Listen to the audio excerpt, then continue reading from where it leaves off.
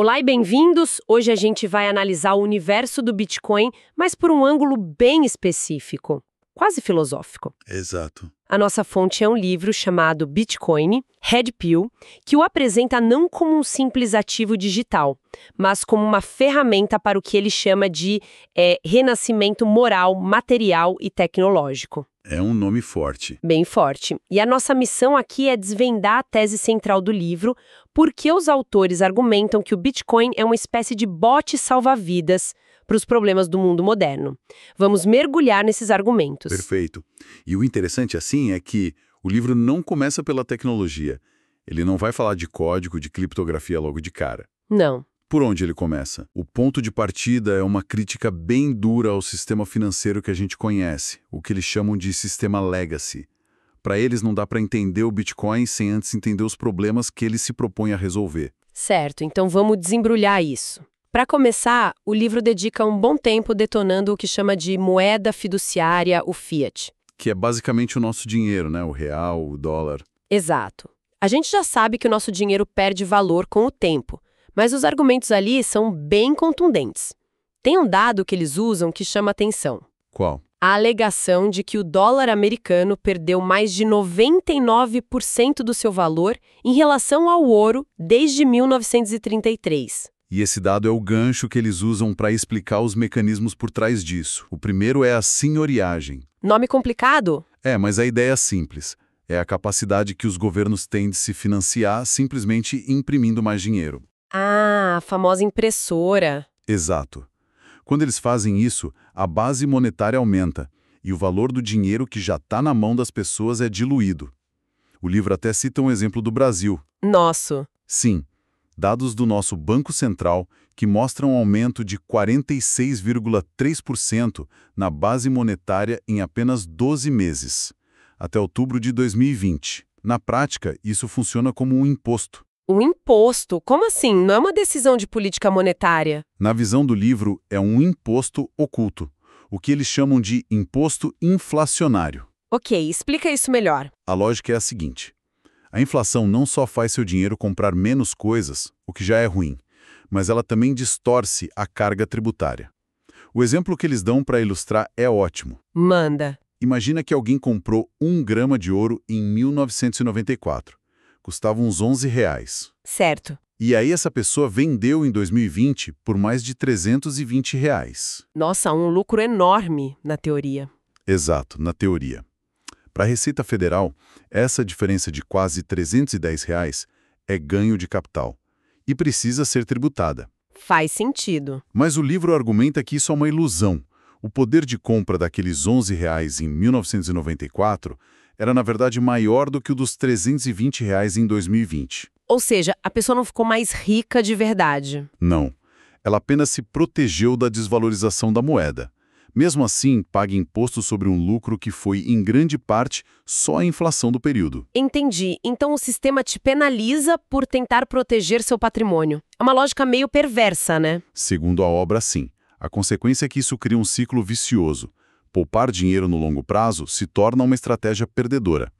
Sabe, Ave? E aí o que o sistema incentiva? O consumo imediato, o endividamento, a busca por ganhos de curto prazo, o oportunismo. E é nesse cenário que eles apresentam o Bitcoin como uma alternativa radical. Ok, o cenário pintado é bem sombrio para o dinheiro tradicional. Então o Bitcoin entra em cena como o herói da história. Mas o que ele é, na essência, segundo a visão do livro? Primeiro, eles fazem uma distinção que parece pequena, mas é crucial. Bitcoin com B maiúsculo... É a rede, o sistema. Exato, o protocolo. E Bitcoin com B minúsculo é o ativo, a unidade monetária que a gente transaciona. Certo. E o livro argumenta que o sistema Bitcoin foi desenhado, desde o início, como uma resposta direta às falhas do sistema financeiro. Peraí, então o criador do Bitcoin já deixou uma cutucada no sistema bancário logo no primeiríssimo bloco. Isso é quase como um manifesto escondido à vista de todos. Que baita declaração de intenções. Exatamente. O livro usa essa citação de Satoshi Nakamoto no bloco Gênese sobre o resgate aos bancos como prova de que o propósito não era apenas criar um dinheiro de internet, sabe? Era criar um sistema monetário alternativo. Isso. E o fascinante é como a obra define o Bitcoin por 3 características que, segundo ela, o tornam superior tanto ao ouro quanto às moedas estatais. E a primeira seria a escassez, certo? A escassez digital comprovável, a ideia de que só existirão 21 milhões de unidades. Ponto. E isso não muda? Não. Essa política monetária é previsível, transparente e até hoje imutável. É o oposto completo da emissão ilimitada de moedas por governos que podem mudar as regras do jogo a qualquer momento. E a segunda característica? A descentralização radical. Ok, essa é a parte que sempre me pega.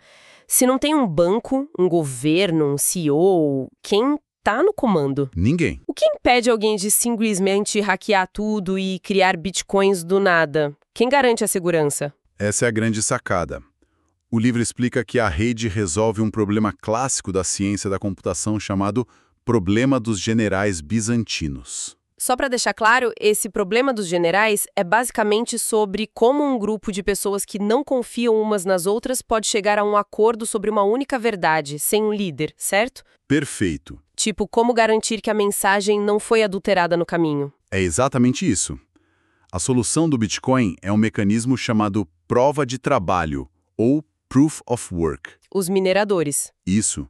De forma bem simples, os mineradores competem para resolver problemas matemáticos complexos.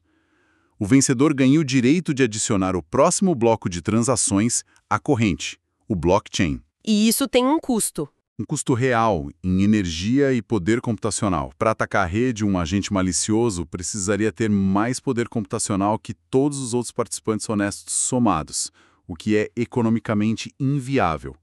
Isso cria um consenso seguro sem precisar de uma autoridade central. E a terceira característica? É a soberania individual. A obra bate muito na tecla da máxima not your keys, not your coins. Ou seja, suas chaves, suas moedas. Exatamente. Isso significa que ter um saldo de Bitcoin numa corretora não é de fato possuir Bitcoins. Você tem uma promessa da corretora. A posse real, a propriedade de verdade, está no controle das chaves privadas. Elas são a senha que te dá acesso irrestrito aos seus fundos. É uma curva de aprendizado, sabe? Lembro da primeira vez que transferi Bitcoin para uma carteira offline. Dá um frio na barriga, né? Aquele suor frio de conferir o endereço 3, 4, 5 vezes. É nesse momento que você entende o peso e o poder da soberania. Ok, o conceito é poderoso, mas soa quase bom demais para ser verdade. Minha cabeça vai direto para as críticas que a gente sempre ouve. A primeira, e talvez a maior, é a do gasto de energia. Sim. Como é que o livro defende algo que supostamente ferve os oceanos? Sim, essa crítica é tão comum que o livro dedica uma sessão inteira para rebatê-la. A contra-argumentação dele se baseia em 3 pontos principais. Certo. O primeiro é o que eles chamam de busca por energia ociosa. A mineração é um negócio extremamente competitivo. Então, os mineradores são forçados a procurar as fontes de energia mais baratas do planeta. E a mais barata é a que sobra. Muitas vezes, sim. É a energia que está sendo desperdiçada. Como assim desperdiçada? Pensa numa hidroelétrica numa região remota que produz mais energia do que a rede local consegue consumir. Ou o gás natural que é queimado como subproduto da extração de petróleo porque não compensa transportá-lo. Entendi. A mineração de Bitcoin pode ser instalada nesses locais, transformando o que seria literalmente desperdício em valor econômico. Entendi o argumento da energia ociosa, mas isso não muda o fato de que o consumo absoluto ainda é gigantesco, comparável a países inteiros. O livro não reconhece que, mesmo sendo energia barata, ainda é um consumo massivo de recursos? Ele reconhece, mas o contraposto é o custo de oportunidade. A pergunta que o livro faz é, comparado a quê? Ah, boa. E aí ele compara o custo energético do Bitcoin com o do sistema financeiro tradicional, com todos os seus prédios, servidores, transporte de valores, e também com o da mineração de ouro, que tem impacto ambiental enorme. A tese é que o Bitcoin é mais eficiente para a função dele. Exato. E o terceiro ponto é a ideia do Bitcoin como uma bateria global. Bateria global, essa é nova para mim. A ideia é que, por criar uma demanda constante por eletricidade em qualquer lugar do mundo, a mineração pode viabilizar economicamente projetos de energia renovável intermitente, como solar e eólica. Porque elas não produzem o tempo todo. Exato. O problema é esse. Com uma rede de mineração comprando o excesso de energia gerado nos picos de produção, esses projetos se tornam mais lucrativos e estáveis. O livro até cita relatórios da Citi e da Square, em parceria com a ARK Invest, que aprofundam essa tese. Interessante. E quanto ao outro cenário apocalíptico que a gente sempre ouve, a computação quântica. Ah, sim. A ideia de que um supercomputador do futuro poderia simplesmente quebrar a criptografia da rede. O livro trata isso como um risco real, mas exagerado e mal compreendido. Primeiro, porque um computador quântico potente o suficiente para quebrar a criptografia do Bitcoin seria uma ameaça a toda a criptografia mundial. Faria um estrago bem maior antes. Muito maior. Sistemas bancários, comunicações militares, segredos de Estado, tudo estaria vulnerável. O Bitcoin provavelmente não seria o primeiro nem o alvo mais lucrativo. Seria um problema sistêmico, não só do Bitcoin. Exatamente. Segundo, a própria rede já tem mecanismos de defesa. A boa prática de usar um endereço de Bitcoin para cada transação já oferece uma camada de proteção. Como assim? A sua chave pública só é revelada para a rede no breve momento em que você gasta os fundos, dando uma janela de tempo muito curta para um ataque. E por fim, o argumento mais forte. O Bitcoin é um software. Ele pode ser atualizado. Exato. Se a computação quântica se tornar uma ameaça iminente, a comunidade pode concordar em fazer um fork, uma atualização do protocolo para adotar algoritmos de criptografia resistentes a ataques quânticos. Certo. E por que o livro foca tanto no Bitcoin, ignorando as milhares de outras criptomoedas, as altcoins? Muitas delas se dizem mais rápidas, mais baratas ou mais verdes. A fonte adota uma visão conhecida como maximalismo Bitcoin.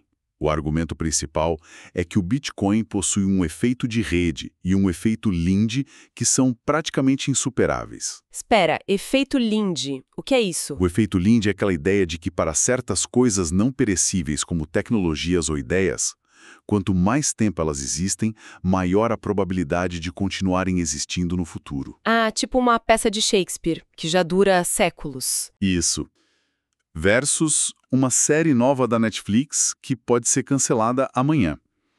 O Bitcoin, por já ter mais de uma década de funcionamento ininterrupto, ganha essa robustez e confiança a cada dia que passa. E as outras moedas? O livro as trata, em sua maioria, como o que chama de ataques de engenharia social, ou experimentos centralizados disfarçados de descentralizados. Pesado. É. Ele aponta algumas bandeiras vermelhas para identificar projetos problemáticos, sendo a principal a pré-mineração, o pré-mine. Que é quando Quando os criadores do projeto se recompensam com milhões ou bilhões de tokens antes mesmo do lançamento público. Na visão do livro, isso cria um conflito de interesses fundamental, diferente do lançamento justo do Bitcoin, onde o próprio criador teve que minerar seus Bitcoins em pé de igualdade com todo mundo. Um tema que parece amarrar tudo isso no livro é a responsabilidade pessoal.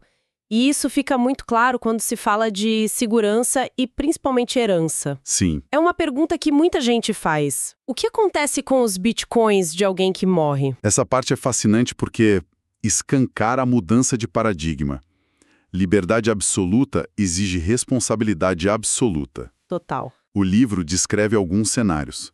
O mais simples é: se ninguém tiver acesso às chaves privadas da pessoa, os fundos ficam presos para sempre. Desaparecem. Ficam inacessíveis, como um tesouro perdido no fundo do mar.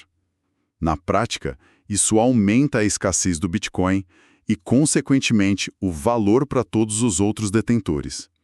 É uma doação involuntária para a rede. Mas é possível planejar uma sucessão, imagino.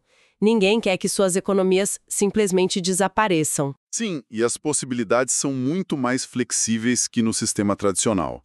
Você pode, claro, deixar suas chaves escritas em papel num cofre, pode usar carteiras de hardware e compartilhar a senha com herdeiros. O básico. Mas o livro explora esquemas mais sofisticados, como o multisig, o multiassinatura, onde é preciso, por exemplo, a assinatura de 2 de 3 pessoas para mover os fundos. E também menciona o Shamir's Secret Sharing. Outro nome complicado. Mas a ideia é genial. É como se fosse um mapa do tesouro rasgado em 5 pedaços. Ok. Você distribui esses pedaços para 5 pessoas de confiança e define uma regra. Qualquer 3 pedaços juntos podem remontar o mapa. Ah, que interessante. Sozinho, nenhum pedaço vale nada. E mesmo que 2 se percam, os outros 3 ainda conseguem recuperar o tesouro. O ponto central é que o dono dos fundos tem controle absoluto para planejar a sucessão fora das regras de um cartório ou de um inventário. O que, de novo, joga toda a responsabilidade no colo da pessoa. Exato. E essa responsabilidade se aplica também à segurança do dia a dia, contra roubo. Claro. O livro enfatiza a importância da OPSEC, a segurança operacional, e menciona um risco que é a prova definitiva de que a responsabilidade é sua, o wrench attack. O ataque da chave inglesa. O ataque físico. Alguém te ameaça com violência para que você entregue suas chaves. Nossa. Então, a criptografia mais forte do mundo não te protege de um cara com uma ferramenta de R$5. A segurança volta a ser analógica. Isso reforça a necessidade de práticas robustas, como manter a maior parte dos fundos em cold storage, as carteiras offline. E não sair por aí falando quanto tem, né? Nunca. Então, fazendo um balanço de tudo que a gente analisou hoje, a visão deste livro coloca o Bitcoin numa prateleira muito diferente de um simples investimento. Totalmente. Ele é apresentado quase como uma força da natureza, uma tecnologia inevitável que nasceu de uma desconfiança profunda nas instituições financeiras e nos governos. Exatamente. A tese central é que, ao oferecer uma forma de propriedade que não pode ser confiscada, censurada ou diluída por uma autoridade central, o Bitcoin força uma reavaliação completa do que a gente entende por dinheiro, valor e confiança na era digital. E se a gente conecta isso tudo, Se conectarmos isso ao quadro geral, a proposta é uma mudança fundamental na relação de poder entre o indivíduo e o Estado. o livro defende com muita força a ideia de desinvestir do sistema tradicional, não só como uma estratégia financeira, mas como um ato de afirmação da liberdade individual. E isso nos deixa com uma questão para refletir. Uma pulga atrás da orelha. Exato. Se um número crescente de pessoas adotasse essa mentalidade de se desconectar e buscar soberania individual, não apenas nas finanças, mas em outras esferas da vida, quais poderiam ser as consequências inesperadas para o nosso contrato social e a forma como a sociedade se organiza hoje?